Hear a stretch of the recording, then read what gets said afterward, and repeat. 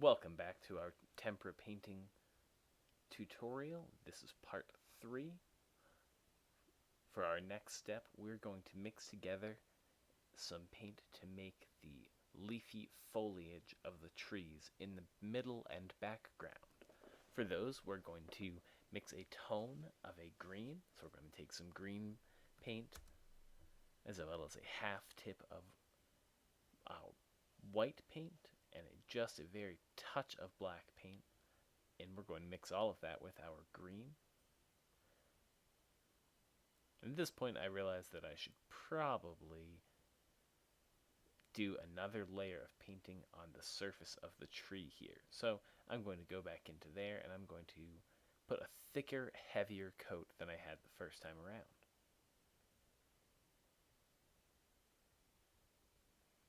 Keep in mind we're still going to keep that branching Y-shaped tree, and we are going to cover most of this paint up, but it's still worth putting it on there. It helps us to see how things are going to come out, and having the fully developed skeleton underneath makes the final product feel a lot more real and complete.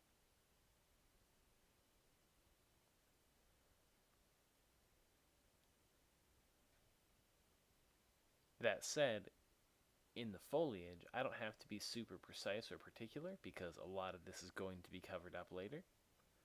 But as we get down into the trunk, I'm going to end up being a little bit more careful.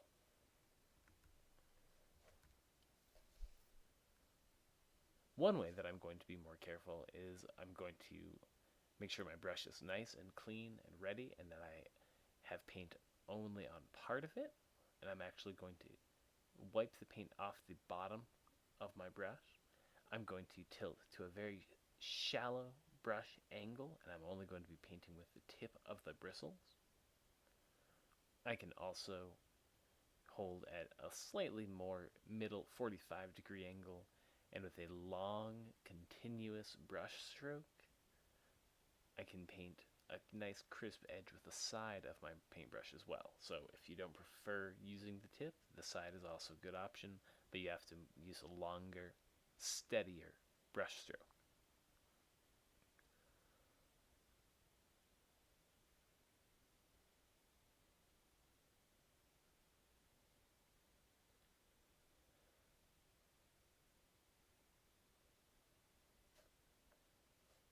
For the next part, I'm going to mix one brush full of green and white paint with one half brush tip full of white or of black paint. And I'm going to make this the foliage. I'm going to pick back up on that. But I'm going to actually start in the middle grounds foliage. And that's part of why I've got a good amount of white and a little bit of black in there. Because as we know, things that are far from us appear more gray, they lose contrast, and they lose detail. So I'm going to be using a little bit more simplified color mixing, and I'm also going to be making a tone of this color. So that's when we add gray to a color. And for every layer that I go back, I'm going to make another tone of this color by making it even more gray as the part of trees or the section of the forest that I'm painting goes further and further away from me, the viewer. This is an example of what we call atmospheric perspective. It simulates the way that as things get further from us, less light bounces off them and hits our eyeballs, so we are less able to make sense of what we see. Things tend to, as they get far away, appear more of a light grayish blue, and they lose that contrast as we said before. We can take advantage of that in art by using tones.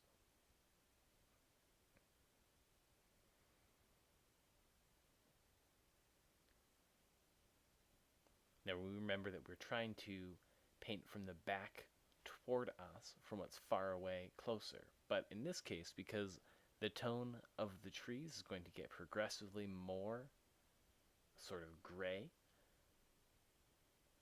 it's helpful not to, to bend that rule a little bit. So here I'm going to mix a little bit more of gray into this same paint color that I've already got started, and I'm going to make sure that I add enough gray that there's a distinct change in the color. And I'm just going to paint another set of leaves.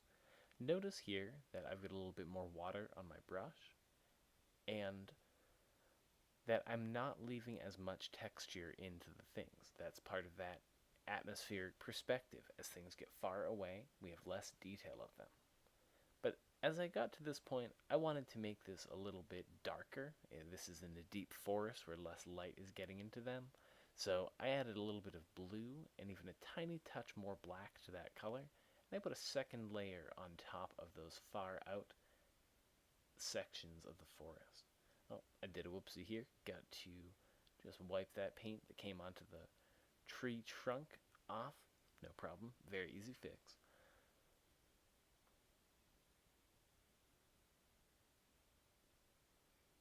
And now I'm going to mix a little bit more of a leaf color for the leaves that are closer to us, and I'm going to put some green and paint into the leaf color that we already had mixed up. Now, the leaf color that we already had that had some grays and some browns in it, that was really nice.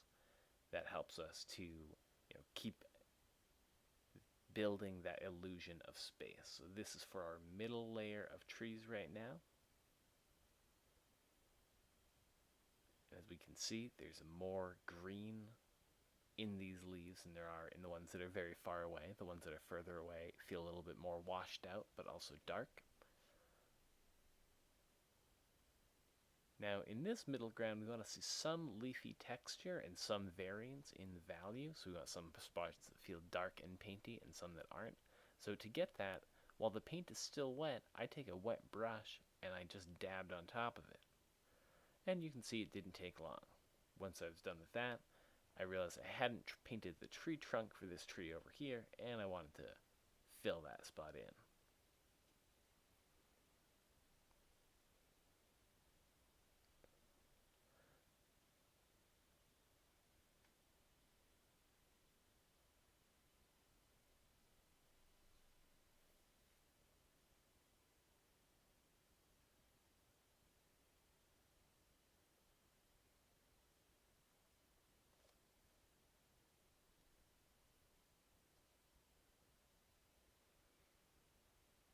Now we're going to work on the path, and for this we're going to add one brushful each of brown and curry brown paint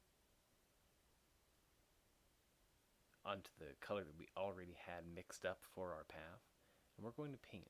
And in the far distance we're not going to have much texture, so we're going to use a careful, slow brush stroke with a fairly full brush so that we can get a really nice sharp line. We don't want to make a big messy mucky mess out of this back here, and we're just going to follow along, keeping our edges as smooth and clean as we can. This is our final and finished layer of paint in this area, so we want to try and be a little bit more slow and steady in here.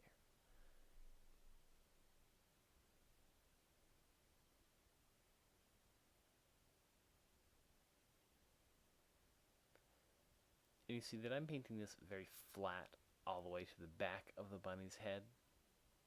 And as we move forward, we're still going to put a flat wash, but we're going to put that flat wash in with scumbling instead. So it'll still be the whole section of the path will be covered in paint, but it's going to be a little bit more textured.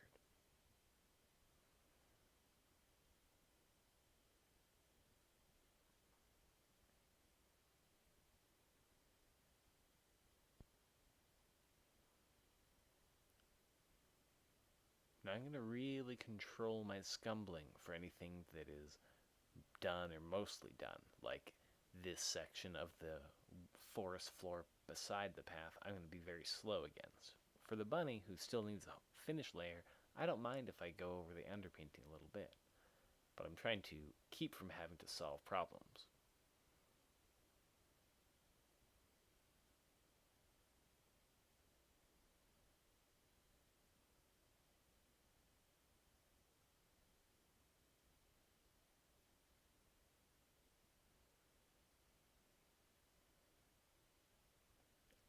Now, using either direct brown paint or slightly watered down brown paint.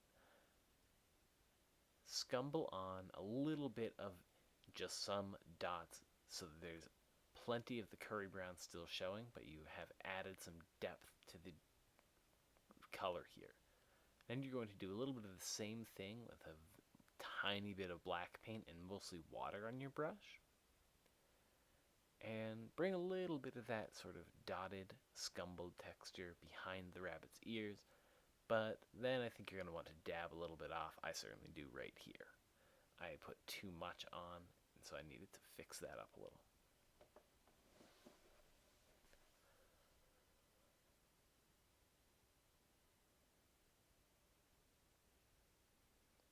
Into the existing road color, add 2 heavy brushfuls of curry brown, 2 brushfuls of regular brown, and 1 brush tip full of white paint. Mix all those up together.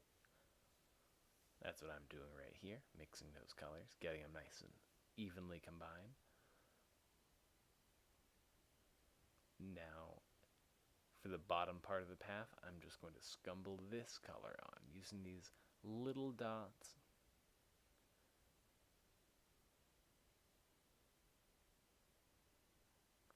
And for this part, you probably could do a flat wash too. You could do brush strokes if you'd rather. I feel like the scumbling adds a little bit more texture and a little bit more interest at the end.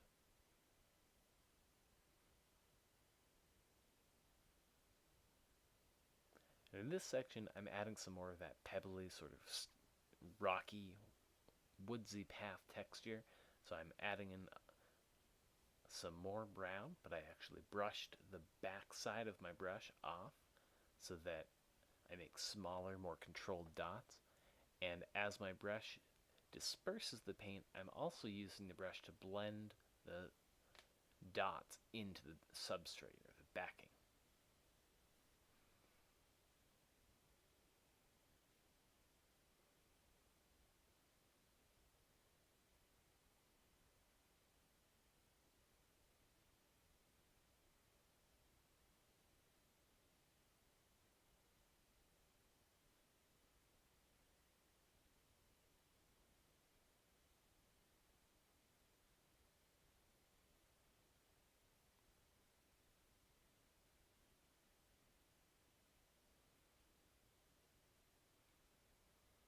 And I'm just going to repeat that, but in the very foreground, right around the bunny, I'm going to use bigger marks. I'm going to press my brush a little bit more firmly so that a larger section touches the page at a time. This reinforces the illusion that these things that are on the lower part of the page and are right beside the bunny it creates that illusion that those things are close to us. And down here, I'm going to mix in a little bit more of a regular brown, a little bit of a kind of a black and brown mixture before. The closer things are to us, the more interesting and the more detailed they should be. For all this, I'm really just dipping just the very tip of the brush in. Here, if you're dipping very far in, you're going to have a hard time getting an interesting texture. Notice how little paint I have on the brush. It's a lot of back and forth, but it's really worth it.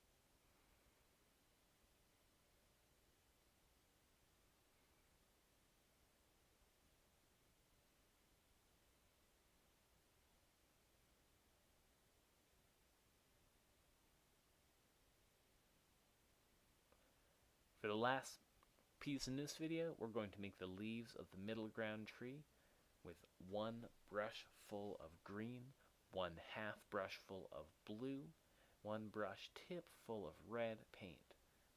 We're going to mix all that up together, and with a firm pressure so that we spread the bristles of our brush out, we're going to paint on just the base tone for this tree. We're going to use a texture that mimics a tree branch by having sort of overlapping or layered, stacked up horizontal lines that follow the path of the tree branches that we already put in.